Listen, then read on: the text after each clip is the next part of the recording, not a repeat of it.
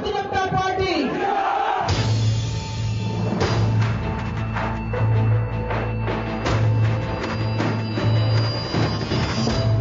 मेरा वोट मेरी सरकार और राजस्थान का रण।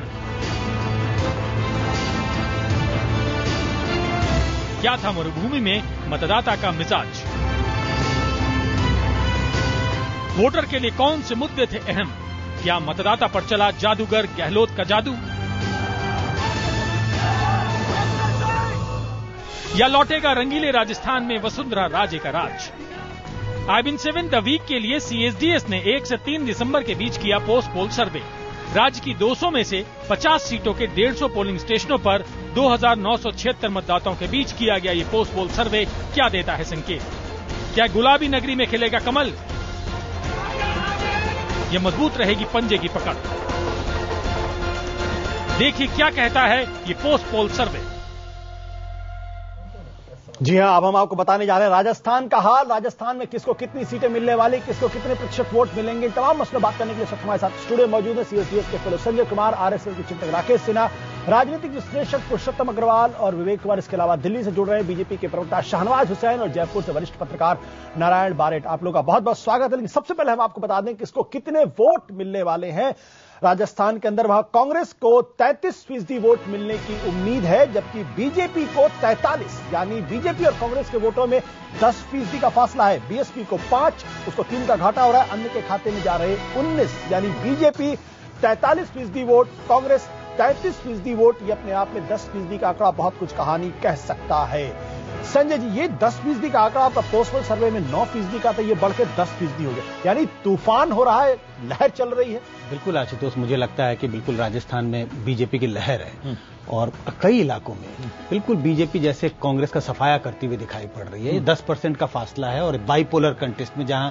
दो पार्टियों का पुरानी तस्वीर बिल्कुल एक बार ऐसे 98 के चुनाव में हुआ था, लेकिन वो बिल्कुल पार्टियां बदली हुई पार्टियां बदली हुई थी, लेकिन तूफान उस समय भी इसी तरह का चल रहा था। इसके पीछे खास वजह क्या दिखी आपको? नाराजगी है अशोक गहलोत को लेकर, या कांग्रेस से लोग थोड़े से हताश हुए और बीजेपी की तरफ जबरदस्त आकर्षण का क्या वजह कई हैं, लेकिन सबसे बड़ी वजह है कि कांग्रेस की वहां सरकार रही, गहलोत मुख्यमंत्री रहे।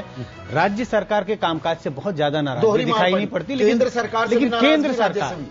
सरकार के जो कामकाज है, खासकर महंगाई और भ्रष्टाचार, इसकी मार ज्यादा पड़ रही है राज्य सरकार। बिल्कुल, हम दर्शकों बता देंगे, हमने जब ये पूछा क्या गहलोत सरकार को मिले एक और मौका, तो 31% लोग कह रहे हैं हाँ, लेकिन नहीं कहने वालों की संख्या 50% है।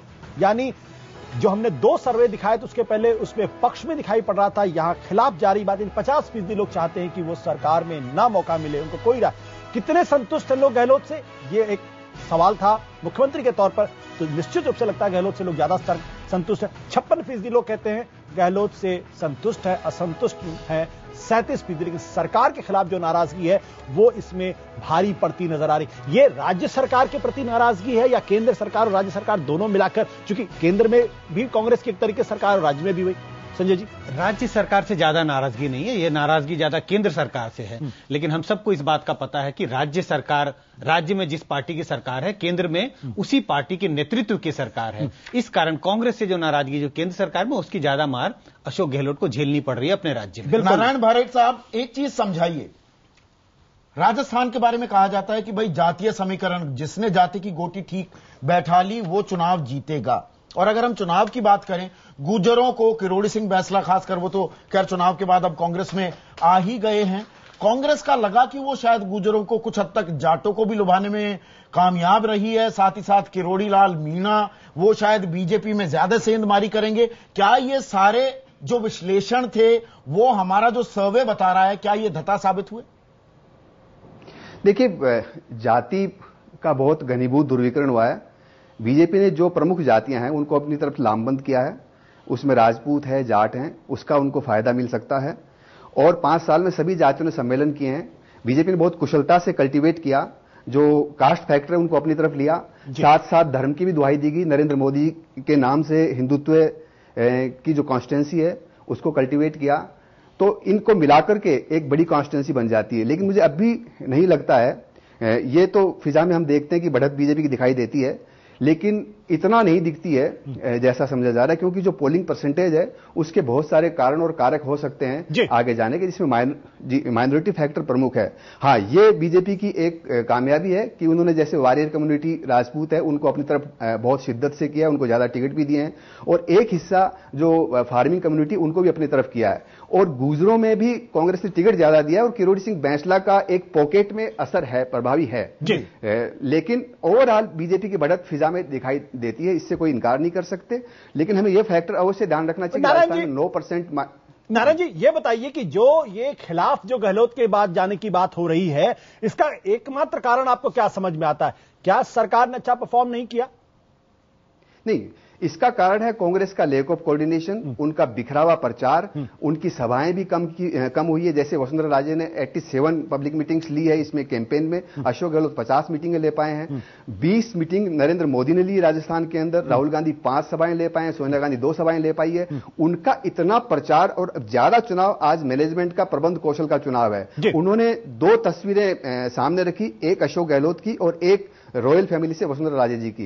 तो जब आम आदमी के सामने आप 2 तस्वीर रखते हो तो जाहिर है लोग एक रॉयल वैल्यूज की तरफ जाते हैं। फ्यूडल वैल्यू वापस रिवाइव हुई है 10 साल में, और जो फ्यूडल फैमिलीज हैं वो भी बीजेपी की तरफ झुकते हुए दिखाई देते हैं। उसका प्रभाव अवश्य इस पे दिखाई दिया है। ये अपनी स्कीम इनकी बहुत अच्छी थी, 2 लाख लोग रोज दवाई लेने भी जाते हैं, पर ये कोई बहुत उसको प्रचारित नहीं कर पाए, बल्कि उसमें इनको कटघरे में खड़ा करने का प्रयास भी किया गया, इसका भी फर्क पड़ा है। जी शाहनवाज भाई, आपकी बातें जरूर खिल रही होंगी। जिस तरह का मैंडेट आपको मिलता दिख रहा है, आपकी पार्टी को राजस्थान में जबरदस्त वापसी के साफ आसार दिख रहे हैं। लेकिन जैसा नारायण बारेट भी कह रहे थे, जातीय समीकरण के अलावा क्या एक हिंदुत्व का एजेंडा भी आप उसे प्रोपगेट करते, उसे आगे करते दिखाई दिए क्या? देखिए, मैं पूरी तरह से इनकार करता हूं इस बात को, क्योंकि भारतीय जनता पार्टी ने पूरे देश में सबसे ज्यादा मुस्लिम को 4 टिकट वहीं दिया, और जगह हमने 1 दिया, वहां 4 दिया। खुद मैं वसुंधरा जी के नॉमिनेशन में गया, उसके बाद हेलीकॉप्टर से पूरे 4 दिन तक मैंने प्रचार किया। जब बीकानेर डिवीजन में प्रचार किया, झुंझुनू में प्रचार किया, श्रीगंगानगर में प्रचार किया, और जहां भी मैं गया हूं बड़ी तादाद में मुस्लिम समाज के लोग हमारी सभा में आए। इतनी बड़ी तादाद में अक़लियत के लोग कभी आते नहीं थे जितना इस बार आए। वसुंधरा राजे सिंधिया पर के चेहरे पर अक़लियत के लोगों को, अल्पसंख्यकों को, मुस्लिम को ज्यादा विश्वास है गहलोत जी से, क्योंकि गोपालगढ़ कांड उनके गले की फांस बना हुआ था। वहां पर एक पुलिस इंस्पेक्टर जिंदा जला दिया गया था, उसके लोग नहीं पकड़े गए, ये इलेक्शन में मुद्दा था।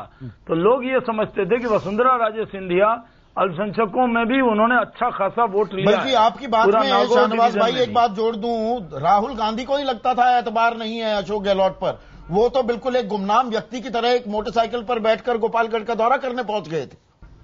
हाँ, जब हम दौरा करके आए थे और जब हमने आकर दिल्ली में प्रेस कॉन्फ्रेंस किया और ये कहा कि मैंने वहां मस्जिद पर गोलियां लगी देखी, लोग मारे गए, हम हिंदू मुसलमान दोनों से मिले, बीजेपी का 4 MP का प्रतिनिधिमंडल गया, मैं नेता बन के गया और मैंने प्रेस किया और कहा कि कहां है युवराज। उसके बाद वो गए और जिस मोटरसाइकिल पर वो गए और चुपके चले आए, लेकिन हम तो दोनों समाज से मिले थे। चलिए, और जो शांति धारीवाल जो गृह मंत्री था उसको इन्होंने मंत्रिमंडल से ड्रॉप नहीं किया, इसका बहुत गुस्सा था अल्पसंख्यकों में। यानी ये नहीं होगा कि आप राजस्थान में चुनाव लड़ो और गुजरात का चश्मा पहना दो, ये नहीं होने वाला था। चलिए, बिल्कुल शाहनवाज भाई की बात थी। शाहनवाज भाई, पुरुषोत्तम जी, क्या ये एक नए तरीके का पोलराइजेशन आप राजस्थान के अंदर देख रहे हैं, जहां पे कि शाहनवाज जी कह रहे हैं भाई मुस्लिम भी बहुत वोट दे रहे हैं उनको? पोलराइजेशन की बात अपनी जगह, लेकिन शाहनवाज जी ने एक बहुत महत्वपूर्ण बात कही है कि अल्पसंख्यक हो या बहुसंख्यक हो, अगर आप गवर्नेंस नहीं दे पाते, जैसे जो घटना गोपालगढ़ की हम लोग याद कर रहे हैं, पुलिस सरकार का एक प्रतीक होती है, सरकार की ताकत का प्रतीक होती है।